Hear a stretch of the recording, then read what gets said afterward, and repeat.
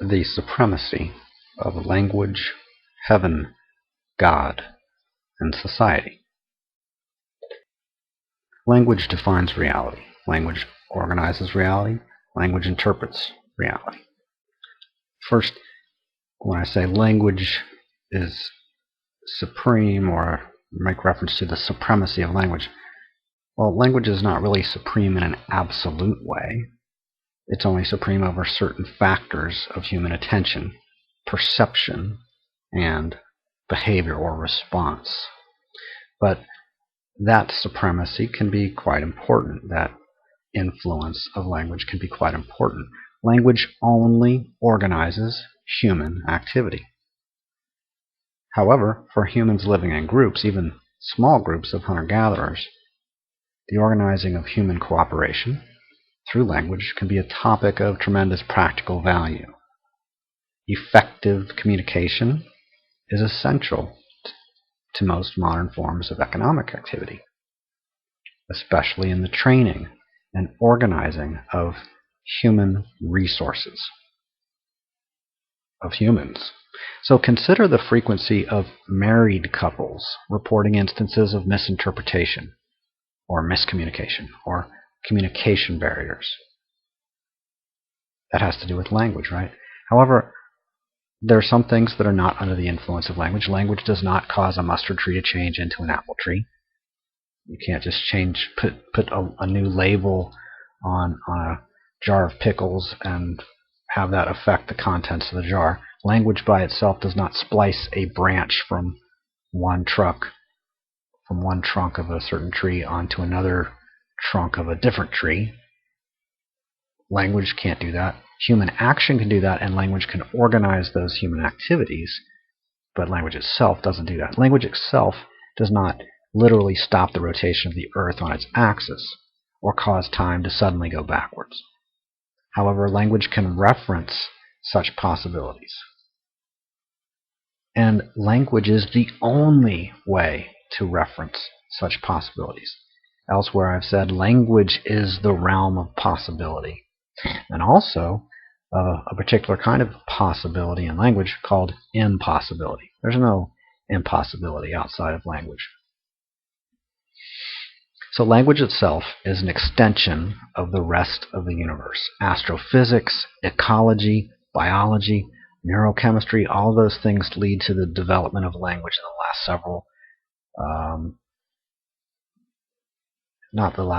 last few 100,000 years, something like that. The astrophysics contributed to it, ecology, biology, neurochemistry, and more recently socioeconomics.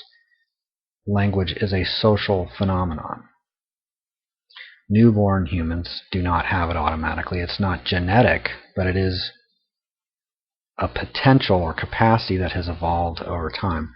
Newborn humans do not have language, but infants start to develop it, generally speaking. If they are of normal neurological health, then they're going to start developing language at particular rates and in particular ways. And then there are certain language dysfunctions, meaning a lack of regular, normal language development. There's also geniuses in regard to language. Unusually gifted or talented or skilled humans in regard to the use of language. So within the realm of human society, there are matters over which language is supreme, but only within that limited context. The supremacy of language is relative or contextual, not absolute.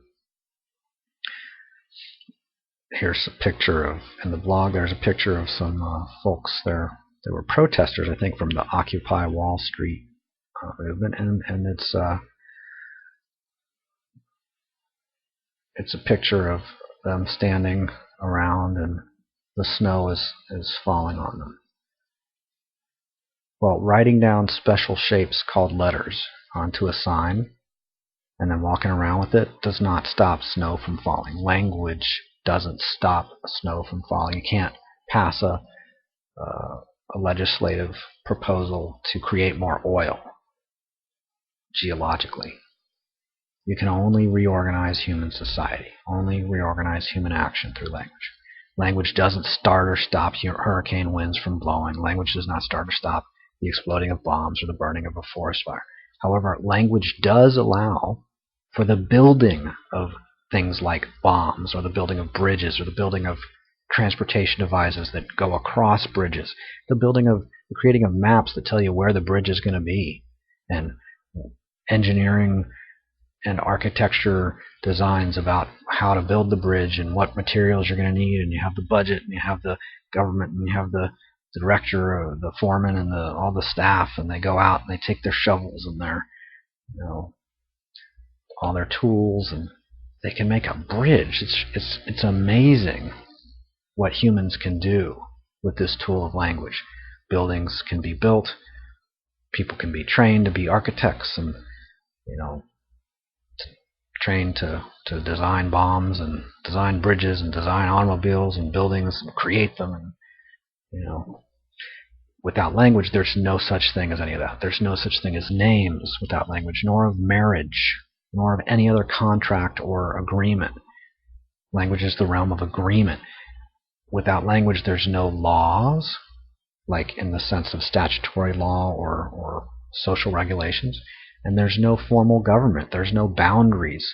The boundaries on a map may correspond to a wall or a fence on the ground, but the wall and the fence doesn't itself say, well, on this side of the wall is Spain, and on that side of the wall is Portugal. Or on this side of the wall is the city limit and the city, and on that side is the county. The fence or the wall may be there, but the boundary is linguistic. It's social. So anything that is named is only named through language, including human names, naming of human groups, human institutions, and so on. When the first boundary in language is created between me and not me, like for an infant, that creates inside and outside, a contrast, as in the internal within and the external beyond. Beyond me and within me and not me. So in the ancient oral tradition of the Hebrew people, which was at first oral or spoken, but then was later written down and translated into other languages, that original dividing in language is called the separating of the heavens from the earth.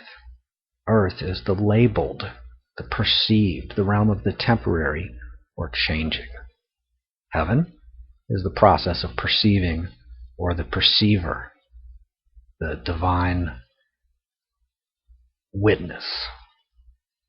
The realm of the enduring or changeless is heaven. Where does God live? In heaven. What is God? God is this all-seeing something. So the heavenly is the perceiving, and the earthly is the perceived. Heaven could also symbolize a bird's eye view, or a holistic perspective, a clear perspective. To be aware of context, not just of content. There's the origin of the word heaven, ultimately from Shamayim, Hebrew. Heaven is a symbolic linguistic unit of code representing a conceptual place where God lives. And God includes the process of naming or labeling, creating through words, labeling in language, which may be familiar as the Greek term logos, which has been translated into English as the divine word. Heavenly is a term or label for contrasting with earthly. Heaven is enduring or eternal, while earth is constantly changing. Heavenly is godly, earthly is mortal. So the realm of heaven is the kingdom of heaven, as in the kingdom of God, or domain of God. God rules, but through language. We could even say that language rules, as in measures things, or regulates things, or reigns over things, or organizes things. What things? Well, pretty much just human perception and human social activity. But within that context, language dominates. So the supremacy of God is through the functional supremacy of language, or through the instrument of language. The supremacy of heaven is not an astrological theory, but a symbolic reference in language to the functional importance of language, meaning the heavenly or spiritual or subjective, and how that language organizes human experience, the earthly, tangible, so-called objective, right? The units of measurement come from language. So, of course, humans can recognize the influence of solar activity on the temperature of the Earth at various seasons and during the day and night. However, a poetic or symbolic metaphor like the supremacy of the heavenly is totally distinct from a basic recognition of astrological influences, such as the lunar phase corresponding to tidal fluctuations of the ocean, or the normal periodic duration of the menstrual cycle of fertile human females. So perhaps the mundane denotation of the word heavenly would be presumed to refer to the influence of the sun over the predictably fluctuating temperatures of midnight and high noon. That is an easy conclusion to make, perhaps a mistake, but an easy conclusion. Perhaps the original spiritual teachings of the author or authors of the Old Testament took an observable phenomenon from everyday life, such as the influence of the daily solar cycle over the fluctuating temperatures on the surface of the Earth, and then associated that observable pattern with a conceptual principle, the importance of language in organizing human perception. Language is metaphorically like the sun in regard to language's influence over perception being similar to the sun's influence over the Earth's temperature. In other words, just as the sun dominates or regulates earthly temperatures, so does language dominate and regulate earthly human experience.